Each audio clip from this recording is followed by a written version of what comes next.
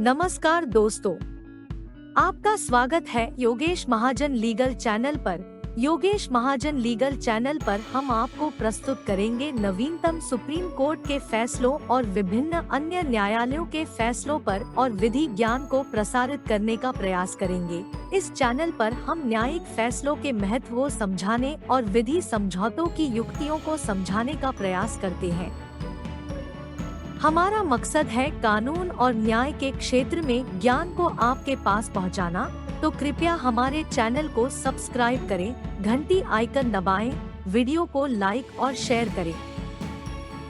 दोस्तों, ये वीडियो बनाया है मैरिज एग्रीमेंट से रिलेटेड, और ये मैरिज एग्रीमेंट जो है जिसे प्रीन्यूपिटल एग्रीमेंट भी कहते हैं, और ये कई कंट्रीज में प्रचलित है, जैसे यूनाइटेड स्टेट्स हो गया, Canada, Australia, Germany, France, Japan, south Africa, Singapore और इंडिया में भी हम इसके बारे में काफ़ी कुछ सुनने को मिलता है। खासकर जब इंटरनेट को हम देखते हैं तो उसमें काफ़ी इसके बारे में जो काफ़ी चर्चाएं होती हैं, जो मैरिज एग्रीमेंट होता है, और इसकी जो इन्फोर्सिबिलिटी और रिकॉग्नाइजेशन है वो डिपेंड करता है लोकल लॉज कैसे हैं, जो कल्चरल नॉर्म्स क्या हैं, और जो specific terms of the agreement क्या है। तो इस वीडियो में आगे बढ़ने से पहले हम इसका डिस्क्लेमर को देख लेते हैं, ताकि इसके बारे में कोई रॉन्ग इन्फ्रेंसेस ना निकाले जा सकें। जो व्यूज और ओपिनियंस हैं इस वीडियो में जो बताए गए हैं वो क्रिएटर के सोनली हैं, खुद के हैं, और किसी प्रकार का कोई लीगल प्रोटेक्शन जो है वो नहीं देता है, ना ही किसी प्रकार का कोई एडवाइस देता है इंडिविजुअल को, और जिनका खासकर वो इंडिविजुअल्स का जिनका कुछ रिजर्वेशंस हैं मैरिज से संबंधित। और पर्पस ऑफ वीडियो जो है वो जो चैलेंजेस और कंसर्न है जो इंस्टीट्यूशन ऑफ मैरिज में आ रहे हैं, और खासकर जो लाइट्स और कुछ मीन्स जो आजकल जो डर का माहौल बन गया है, जो पोटेंशियल मिसयूज हो रहा है 498 का, जैसे 85-86 BNS के अंदर कन्वर्ट कर दिया गया 498 इंडियन पिनल कोड को, डोमेस्टिक वायलेंस हो गया, 125 CRPC का हो गया। तो ये एक जो वीडियो का जो एम है, ताकि एक कंस्ट्रक्टिव डायलॉग जो है मैरिज का वो निकाला जा सके, और एक जो पार्टनर्स के बीच में जो एक अंडरस्टैंडिंग, जो हार्मोनी है वो बनाई जा सके, प्रमोट की जा सके, और एक जो sanctity of the institution of the marriage है उसको प्रोटेक्ट किया जा सके। तो इसका मतलब ये नहीं है कि आप किसी को डिस्ट्रीब्यूट कर रहे हैं इंडिविजुअल्स को कि आप आए मतलब मैरिज ना करें, या फिर कोई प्रमोट करें किसी अल्टरनेटिव लाइफस्टाइल्स के लिए, तो ऐसा नहीं है। तो इसलिए पर्पस यही है कि हम ये इसलिए इंकरेज कर रहे हैं कि आप एक प्रॉपर लीगल एडवाइस लें और ओपन कम्युनिकेशन करें अपने पार्टनर्स के साथ, चाहे जो भी कॉम्प्लेक्सिटीज आ रही हैं रिलेशनशिप्स और मैरिजेस में, तो उसके ऊपर एक प्रॉपर एक लीगल एडवाइस जरूर लें। ये पर्पस ये सिंपल इतना ही है कि इसका अवेयरनेस क्रिएट करना, और कुछ कॉम्प्लेक्सिटीज भी हैं जो खासकर जो मैरिजेस के अंदर आती हैं, खासकर जो यंग बॉयज हैं, जो आगे मैरिज करना चाहते हैं। आजकल वीडियोज आने लग पड़े हैं नेटवर्किंग साइट्स पे कि आजकल लड़के लोग डरने लगे हैं मैरिज करने से, तो ये सारी चीज़ों से मतलब हट के कुछ तरह का अवेयरनेस करने के लिए। तो पहले हम इसके इंटरनेशनल कोवेनेंट्स और ट्रीटीज को भी देख लेते हैं। United declaration of human rights कहता है कि आर्टिकल 16 कहता है, 1948 का आर्टिकल 16 कहता है कि जो मैन एंड वुमेन है फुल एज के, उनका पूरा राइट है मैरिज करने के लिए और अपनी फैमिली बनाने के लिए। मैरिज जो है वो फ्री और full consent of intending spouses की होनी जरूरी है। और इसीलिए सिमिलरली ICCPR जो है वो भी ये कहता है, आर्टिकल 23 वो रिकॉग्नाइज करता है कि ये फैमिली जो है एक फंडामेंटल ग्रुप होता है सोसाइटी का, और ताकि जिसमें जो राइट्स होते हैं मैन एंड वुमेन के, जो मैरिजेबल एज के होते हैं, वो मैरी कर सकें और एक फैमिली बना सकें। तो यहाँ पर कहा है, साथ में ये भी कहा है, इसको डिस्करेज किया कि बिना किसी के फ्री और full consent of the intending spouse पे इसको डिस्करेज किया गया। तो देखिए, यही बताया कि जो मैरिज जो है आजकल खासकर जो टाइम है उसमें अवेयरनेस काफ़ी बढ़ गया है, लॉस बनाए थे प्रोटेक्शन के लिए, उसको मिसयूज भी होना चालू हो गया है। तो इसलिए एक बैलेंस अप्रोच बनाने का जरूरी है। और खासकर जो फाइनेंशियल रिस्पॉन्स जो इस एग्रीमेंट में हम देखेंगे, जो फाइनेंशियल जो रिस्पॉन्सिबिलिटीज़ हो गई और जो लॉस बने हैं उसके ऊपर भी थोड़ा सा आपने इसमें थोड़ा रोशनी डाली है। और ख़ासकर और जो चिल्ड्रन होते हैं जो बाउंड अप होते हैं वेडलॉक से, तो उनकी भी जो कस्टडी के जो राइट्स हो गए, जो शेयर्ड जो रिस्पॉन्सिबिलिटीज़ हैं, उसमें एग्रीमेंट्स के थ्रू आप इसमें कवर कर सकते हैं। और इनके इस कल को कोई मनमुटाव हो जाता है, नौबत आ जाती है कि डिवोर्स ही कर लेना ज़रूरी है, तो उसमें भी काफ़ी पेचीदा चीज़ें कानून है, हमारा जो सिस्टम जो है उसमें काफ़ी लंबा टाइम लग जाता है लेने में। तो अगर ये एग्रीमेंट कर लेंगे तो कंपैरेटिवली उनके मुकाबले अच्छा होगा जो नहीं जो मीन्स जो लोग अवेयर नहीं थे या फिर कुछ लैक ऑफ अवेयरनेस की वजह से कई चीज़ें जो हम सही टाइम पे हम वो डिसीजन ले सकते हैं वो अगर नहीं कर पाते हैं तो फिर नेचुरली एग्रीमेंट करने से कुछ हद तक हेल्पफुल हो सकता है। ये जरूरी नहीं है कि आप एग्रीमेंट करें, ये तो एग्रीमेंट एक कोई मैंडेटरी रिक्वायरमेंट नहीं है कि करें, कभी कोई कंट्री कंपेल नहीं करता कि आप ये एग्रीमेंट करें। तो ये है कि इस एग्रीमेंट करने से ये होता है कि बाइंडिंग हो जाते हैं दोनों स्पाउसेस की, जो उनकी टर्म्स एंड कंडीशन जो मेंशन की गई है उसके अकॉर्डिंग्स में वो ले सकें, ताकि पीस और हार्मोनी बना सके। कोई भी पर्सन जो है लॉ का मिसयूज ना कर सके, इस पे भी आप कुछ हद तक अंकुश लगा सकते हैं। इस एग्रीमेंट कर लेने से इसका मतलब ये नहीं होगा कि जो फंडामेंटल राइट्स हैं किसी पार्टीज के वो अफेक्टेड होंगे। बस ये है कि कुछ हद तक आप इस पे अंकुश लगा सकते हैं, खासकर जब डिवोर्स और सेपरेशन होता है उस पर भी आप कुछ रेगुलेट कर सकते हैं। जो बच्चे जो बाउंड अप होते हैं बेडलॉक से, उस पर भी आप इसके जो राइट्स हैं ताकि दो बैलेंस अप्रोच बनाई जा सके। एग्रीमेंट बनाने का मकसद ये था। अच्छा देखिए, पहले जब भी आप एग्रीमेंट बनाएंगे तो आप ये जरूर लिखेंगे कि जो दोनों पार्टीज जो हैं वो लॉफुल मैरिज की एज पे हैं और इनका म्यूचुअल कंसेंट से, अंडरस्टैंडिंग से जो है वो जो मीन्स वो मैरिज मीन्स कर रहे हैं। तो उसमें डिटेल्स बीच में इसलिए रुकना पड़ा कि एक जो नेम क्लॉज था वो थोड़ा सा इसमें ओमिट हो गया था। तो इसमें बताया गया है कि जो मैरिज एग्रीमेंट जब भी आप करें तो इसमें जो किस डेट पे जब साइन हो रहा है मैरिज एग्रीमेंट तो वो मेंशन जरूर करें।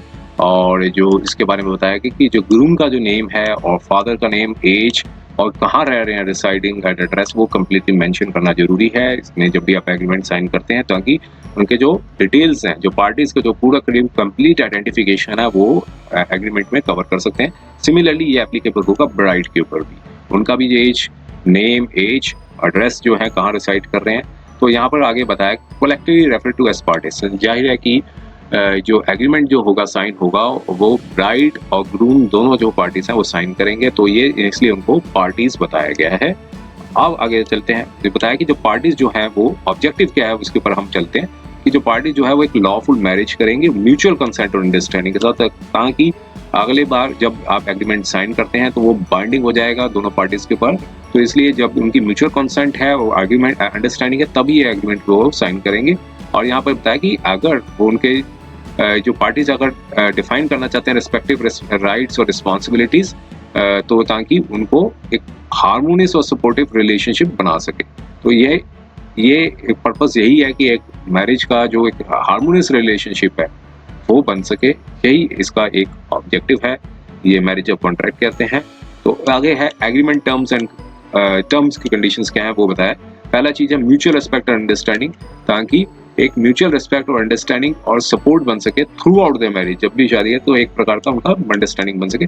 अब इम्पॉर्टेंट चीज आती है फाइनेंशियल रिस्पॉन्सिबिलिटीज, जो सबसे मेन इशू होता है, क्योंकि अधिकांश यही डिपेंड किया जाता है कि ये धारणा बनी है कि हस्बैंड है वो अर्न करेंगे और वाइफ जो है वो डोमेस्टिक काम करेंगी और रिस्पॉन्सिबिलिटी सारी हस्बैंड के ऊपर होगी। लेकिन आजकल महंगाई का टाइम है, एम्प्लॉयमेंट जो है वो मिल नहीं रही अच्छी लोगों को, क्वालिफिकेशन इवन जो लोग काफ़ी ज़्यादा ओवर क्वालिफाइड भी हैं जॉब्स के लिए, तो आजकल जो रिस्पॉन्सिबिलिटीज़ हैं सिर्फ हस्बैंड के ऊपर बेयर कर देना भी सफिशिएंट नहीं होगा। तो इसलिए एक बैलेंस अप्रोच बनाना क्या चलनी जरूरी है।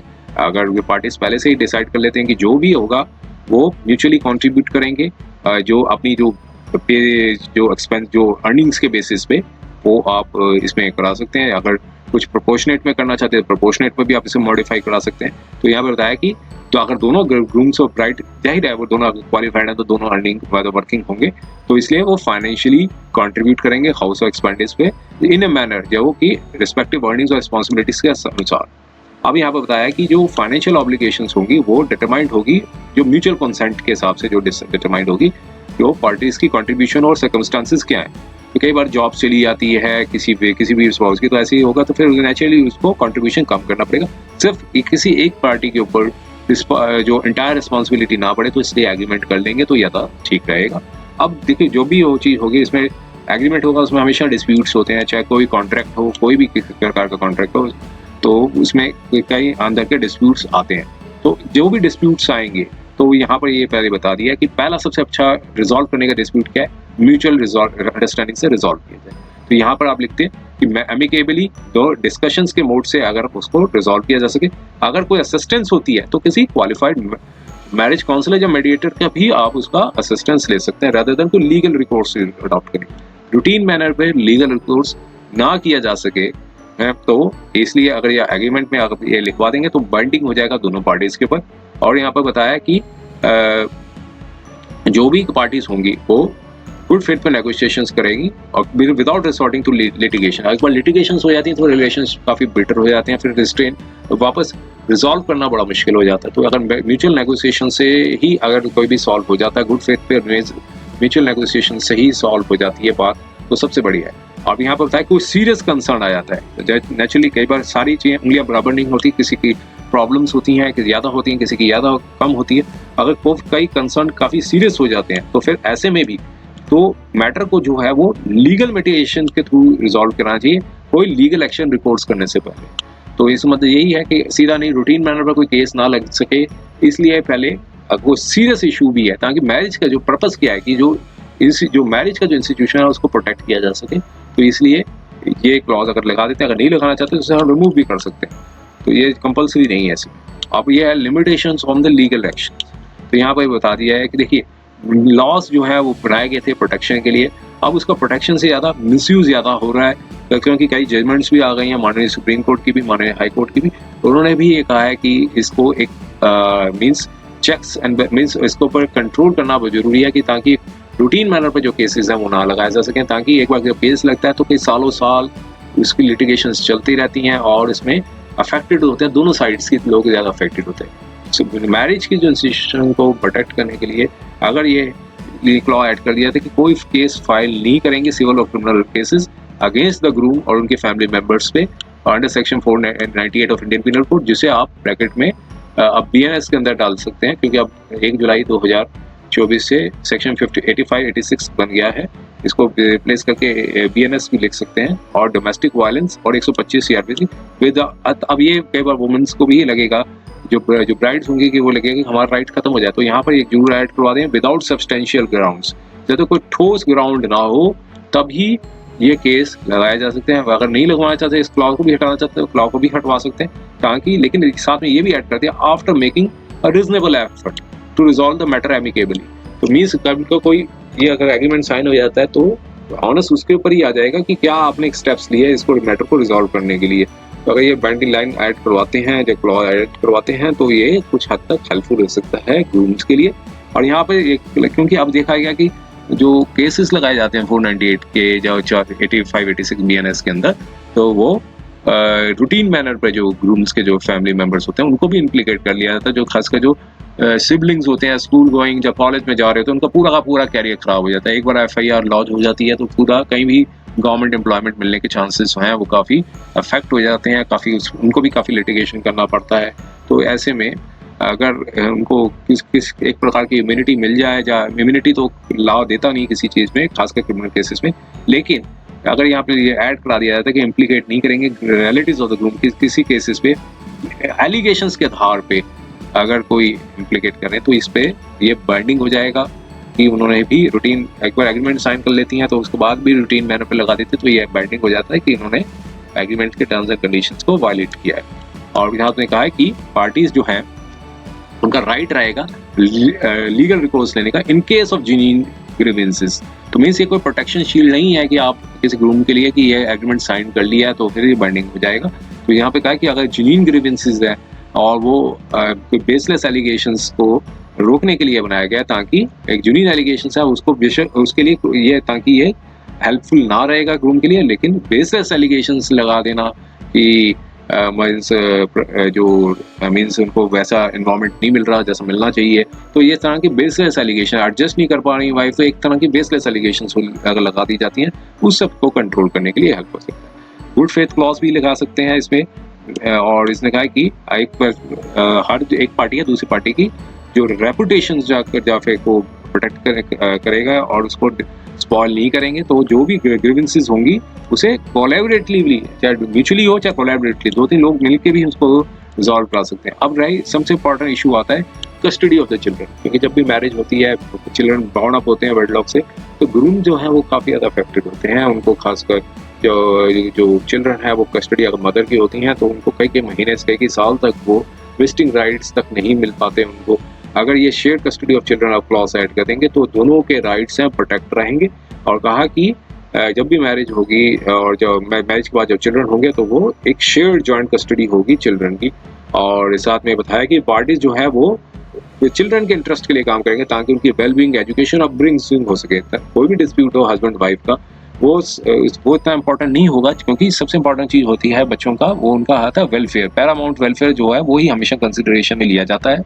और एक साथ में कहा कि जो पार्टीज जो हैं वो म्यूचुअली डिस्कस करेंगे और एग्री करेंगी सिग्निफिकेंट डिसीजंस के ऊपर रिगार्डिंग चिल्ड्रन, और जो कि सिर्फ वहां तक ही सीमित नहीं होगा कि उनकी एजुकेशन, हेल्थ केयर और एक्स्ट्रा करिकुलर एक्टिविटीज तक। और डिवोर्स और सेपरेशन क्लॉज जरूर ऐड कराएं, क्योंकि देखिए डिवोर्स के भी केसेस बढ़ रहे हैं। और अगर एक कॉन्टेस्टिंग पार्टी, एक पार्टी अगर डिवोर्स के लिए केस फाइल करती है, क्रूल्टी, डेजेशन, कोई भी ग्राउंड के, एडल्ट्री, कोई भी ग्राउंड लगाने के लिए, तो ऑनर्स ऑफ प्रूफ भी उन्हीं के ऊपर आ जाता है। मीन बर्डन ऑफ प्रूफ भी उन्हीं को करना है कि अदर पार्टी ने उनके साथ ये सारे जो ग्राउंड्स जो हैं जो लेके जा रही है पार्टी, उनके साथ ये ग्राउंड्स जो बनाने के लिए भी ऑनर्स ऑफ प्रूफ उन्हीं के ऊपर आ जाते हैं कि उन्हीं को प्रूफ करना है कि ये केस बन रहा है, उन्होंने अपोजिट पार्टी ने वायलेट किया है सारे मीन्स जो मैरिज के अंदर जो मीन्स एक तरह का जो ग्राउंड्स हैं उनके वो मीन्स उसी ग्राउंड्स के बेसिस पे उन्होंने केस फाइल किया। तो प्रूफ भी उन्हीं को करना है कि अगर अपोजिट पार्टी ने क्रूल्टी की है तो जो केस फाइल कर रहा है डिवोर्स का तो उसको ही प्रूफ करना होगा कि उन्होंने क्रूल्टी मीन्स अपोजिट पार्टी ने क्रूल्टी की है। तो प्रूफ करते करते कई साल लग जाते। तो ऐसे अगर कॉन्टेस्टिंग पार्टीज होती हैं तो उसमें साल, जो डिवोर्स का औसतन चलता है 10 साल, 15 साल, 20 साल, 25 साल, इससे भी ज़्यादा चल जाता है कि और कम भी कि ज़्यादा भी चल जाता है। तो इसलिए काफ़ी पेंडेंसी है डिवोर्स केसेस की। तो सबसे अच्छा ऑप्शन होता है वो होता है divorce by the mutual consent.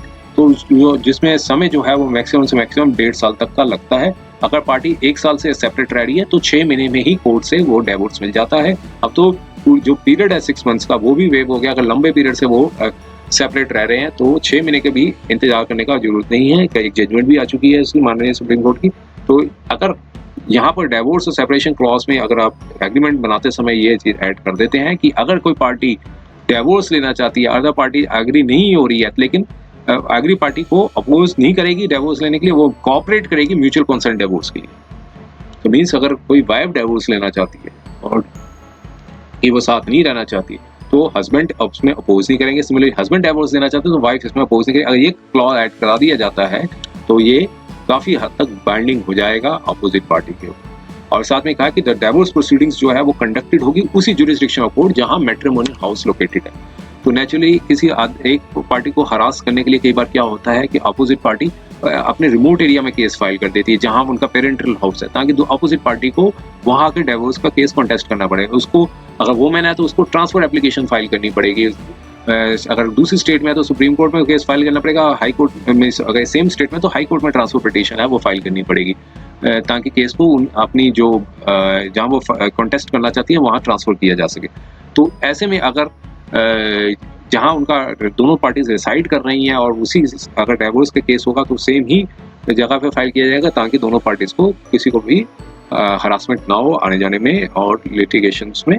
और साथ में ये भी लिख दिया कि क्रेडिटर को कोई ट्रांसफर एप्लीकेशन ना फाइल करें। तो ये क्लॉज अगर ऐड कर देते हैं तो ये बाइंडिंग हो जाएगी। अगर कोई इसके बाद भी ट्रांसफर एप्लीकेशन फाइल करती है तो ये एग्रीमेंट दिखा सकते हैं कि इन पार्टी ने पहले ही क्लॉज में साइन कर रखा था कि कोई party, no party shall file a transfer application relates to the divorce proceedings except with the consent of other party. तो अगर दोनों पार्टीज अगर रजामंदी कर लेते हैं कि हाँ इस जगह पे फेस फाइल करें, तब फिर आप बेशक आप फाइल कर सकते हैं। और द पार्टीज यहाँ पे ये भी कि अगर सबसे इंपॉर्टेंट इशू आता है एलिमोनी का, चाहे खासकर जब हस्बैंड अर्निंग कर रहे हैं, वाइफ भी अर्निंग कर रही है, तो हस्बैंड को केसेस लगा दिए जाते हैं। तो उसमें एक जो मैटर को रिजॉल्व करने के लिए, म्यूचुअल कंसेंट डिवोर्स करने के लिए, तो लेने के लिए हस्बैंड को एक हाई अमाउंट की एलिमोनी देनी पड़ती है। तो इसकी ये भी एक मेन ग्राउंड है कि जो लोग आजकल जो मीन्स जो यंग बॉयज़ हैं वो शादी करने से थोड़ा सा डरने लगे हैं, क्योंकि एम्प्लॉयमेंट नहीं है, एम्प्लॉयमेंट का स्कोप कम है। तो इसलिए एलिमोनी का जो आज की डेट में कई लाखों में और करोड़ों में तक में जाती है अमाउंट देने के लिए बात आती है। तो इसलिए अगर ये पार्टी, अगर दोनों रजामंदी हैं तो आप इसमें क्लॉज ऐड करा सकते हैं, नहीं तो कंपल्सरी नहीं है कि आप इसमें लगाएं। लेकिन अगर दोनों पार्टीज अर्निंग कर रहे हैं, बच्चे नहीं हैं, तो इसमें एलिमोनी का कोई इशू बनता नहीं चाहिए।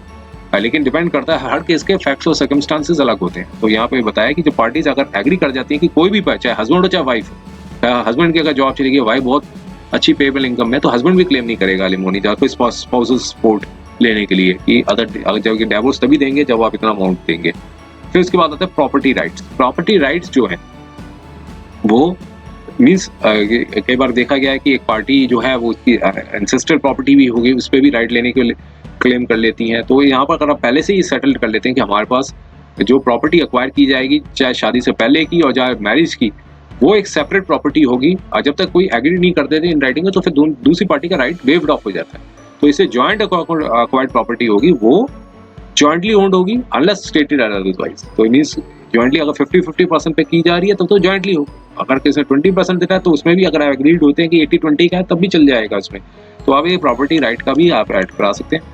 पर्सनल फ्रीडम ऑफ प्राइवेसी और फ्रीडम की भी क्लॉज ऐड करा सकते हैं कि आप एक दूसरे की पर्सनल प्राइवेसी और फ्रीडम को रिस्पेक्ट करेंगे। और अमेंडमेंट भी कर सकते हैं कि जो अगर कोई क्लॉज को आपने अमेंड करना है तो उसमें या फिर मॉडिफाई करना है तो लेकिन राइटिंग में होगा, signed by the both the party. और गवर्निंग लॉ जो है तो वो वही होंगे। मान लीजिए आप दोनों एनआरआई हैं तो फिर आप कहाँ इसके बाइंडिंग होंगे गवर्निंग लॉ, तो आप ऐड करवा सकते हैं। स्टेट के हैं तो स्टेट के ऐड करवा सकते हैं। तो कहाँ के, जैसे इंडिया है तो इंडिया में करें, इंडिया और जो स्टेट जो है जहाँ लोकेट करते हैं वहाँ के जो लोकल लॉज हैं वो एप्लीकेबल होंगे। डिस्प्यूट रेजोल्यूशन लोकेशन, तो ये चीज़ जरूर ऐड कराएं। कोई भी सिविल सूट ना फाइल करने से अच्छा है कि किसी थर्ड पार्टी केस को आर्बिट्रेशन से करवा लिया जाए। आर्बिट्रेशन एंड कॉन्सिलेशन एक एक्ट बना हुआ है 1996 का, उसका सारा प्रोसीजर बताया रखा है कि किस तरीके से आर्बिट्रेटर अपॉइंट किया जाता है और आर्बिट्रल अवार्ड होता है, उसको चैलेंज भी किया जा सकता है। तो अगर आर्बिट्रेशन किया जाएगा तो कई प्रीशियस ईयर्स हैं वो सिविल लिटिगेशन से आप बच सकते हैं। और आज जब ये एग्रीमेंट करता है बन जाता है तो इसके सिग्नेचर दोनों पार्टी साइन करेंगे in the presence of the witnesses. 2 witnesses होंगे तो उनके प्रेजेंस में साइन करेंगे, तो ये एग्रीमेंट जो होगा वो वैलिड होगा और लीगल एंड बाइंडिंग होगा। इनमें क्लॉजेस आप अपने हिसाब से सुविधा के अनुसार जो है मॉडिफाई कर सकते हैं। उम्मीद है कि यह वीडियो आपको पसंद आया होगा। अगर आपने अभी तक हमारे चैनल को सब्सक्राइब नहीं किया है तो कृपया इसे सब्सक्राइब कर ले और बेल आइकन दबाकर नोटिफिकेशन प्राप्त करें ताकि आप हमारे नए वीडियो से अपडेट रह सकें। अगर आपको यह वीडियो पसंद आया हो तो कृपया लाइक करें और अपने दोस्तों के साथ शेयर करें। हमारे चैनल पर आपको न्यायिक मुद्दों, कानूनी सलाह और कानूनी अपडेट्स के बारे में नवाचारिक और महत्वपूर्ण जानकारी मिलेगी। हमारे साथ बने रहें, क्योंकि योगेश महाजन लीगल आपके कानूनी सवालों का सहायक है।